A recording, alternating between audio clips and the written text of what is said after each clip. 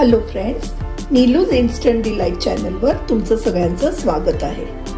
आज मी तुम्हाला एक नॉनव्हेज आयटमची रेसिपी दाखवणार आहे, ती म्हणजे तिसऱ्यांचं सुकं। चला तर मग साहित्य बघूया।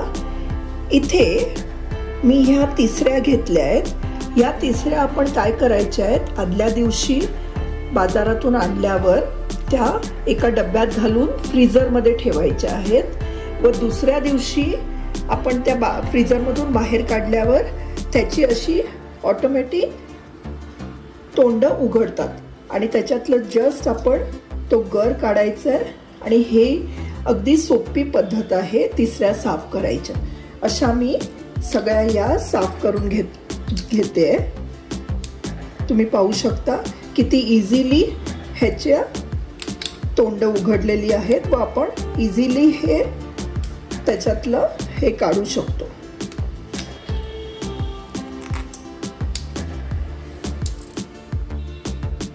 तुम्ही पाहू शकता किती पटकन आपल्या ह्या तिसऱ्या स्वच्छ करून झालेल्या आहेत। आता ह्याकरता लागणारं साहित्य बघूया।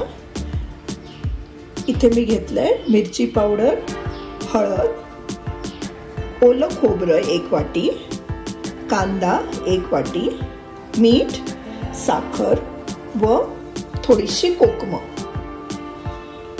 ही अगदी पटकन होण्यासारखी रेसिपी आहे।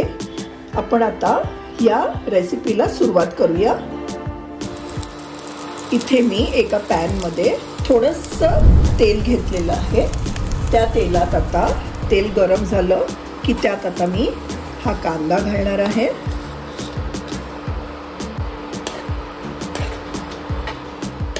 तो थोडासा परतवायचा आहे, जास्त परतवायची गरज नाही। कांदा थोडासा परतल्यावर आपण त्यात आता थोडं मीठ घालूया,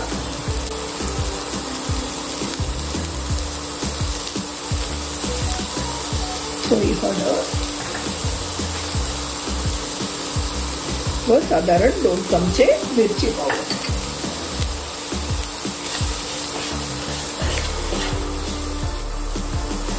त्यात आता हे खोबरं घालणार आहोत व त्यात आता ह्या ज्या तिसऱ्या घेतल्या होत्या त्याही घालणार आहोत। सर्वात शेवटी ही जी कोकम घेतली होती ती घालूया। आता मी हे छान सगळं एकजीव करून घेणार आहे।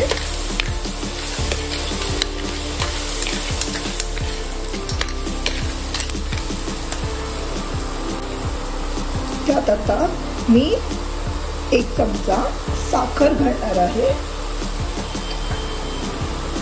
साखर ही अगदी ऑप्शनल आहे, पण जर तुम्ही साखर घातली तर या आपल्या सुक्याला खूप सुंदर चव येते।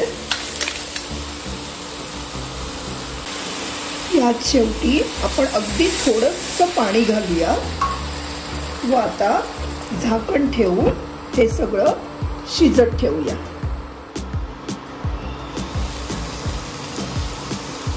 आपण पाहू शकता आपलं हे तिसऱ्यांचं सुकं आता रेडी झालेलं आहे। ह्याला 10 मिनिटाच्या वर वेळ लागत नाही, ही पटकन होऊ शकते रेसिपी। आपण आता हे सर्विंग बाउल मध्ये काढून घेणार आहोत। ज्यांनी कोणीही तिसऱ्या अजून खाल्ल्या नसतील त्यांनी नक्की जाऊन ह्या तिसऱ्या आणा व ह्या प्रकारे ह्याची रेसिपी ट्राय करून बघा। तुम्हाला ही नक्कीच आवडेल। ही अगदी पटकन होण्यासारखी रेसिपी आहे। ही तिसऱ्याचं सुकं तुम्ही भाताबरोबर, भाकरी बरोबर किंवा चपाती बरोबरही रेलिश करू शकता। तुम्हाला ही रेसिपी आवडली असेल तर माझ्या चॅनलला लाईक, शेअर व सबस्क्राईब करायला विसरू नका। थँक्यू।